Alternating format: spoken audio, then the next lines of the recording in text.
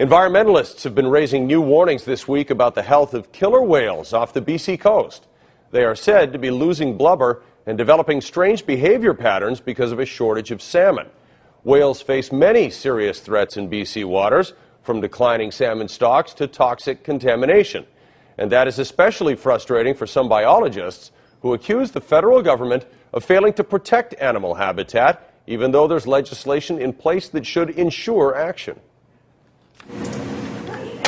Dr. Lance Barrett-Leonard is a biologist who has dedicated the last 25 years of his life to the study of a BC icon, the killer whale.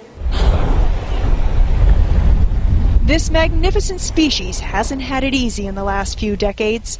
We crowd them with our boats, deafen them, sometimes even kill them with military sonar, pollute their bodies with toxins. They are in fact the most contaminated marine mammals in the world. And now we can add another threat: starvation. Some of them we know are losing weight, losing condition. This should be the good time of year. This is when they tank up, they build up fat. It's going to get them through the winter. It's a key time of year for them, so if they're looking this way now, we expect mortality this winter. The reason: BC's resident killer whales are salmon eaters, and their numbers are way down. That in itself is another disturbing trend. But the real problem for the killer whales is that government-set fishing limits don't account for their needs. They should be ensuring that enough are left over for the killer whales. You know, I don't want to be alarmist and say that we have to shut down fishing. It's really a matter of thinking about what the needs of the killer whales are. Maybe we need a sanctuary where they can feed in an undisturbed kind of way. These are the things you'd think Canada's Species at Risk Act would be taking care of. The federal government created the legislation in 2003, which was supposed to protect the habitat of creatures in danger of being lost forever.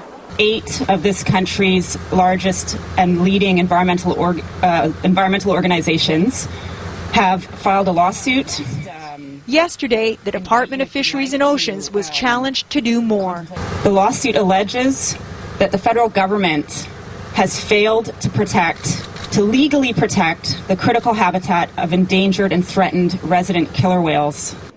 Barrett-Leonard is not part of the lawsuit, but he supports it because he is the co-chair of the team of experts who put together a recovery strategy at the federal government's request, pointing out what needed to be done to save our whales, a report they've chosen not to act on. It would be a travesty if we lost these animals. If the Species at Risk Act can't be made to work properly and effectively for a species like this, then in my opinion, it's unlikely to be effective for any species.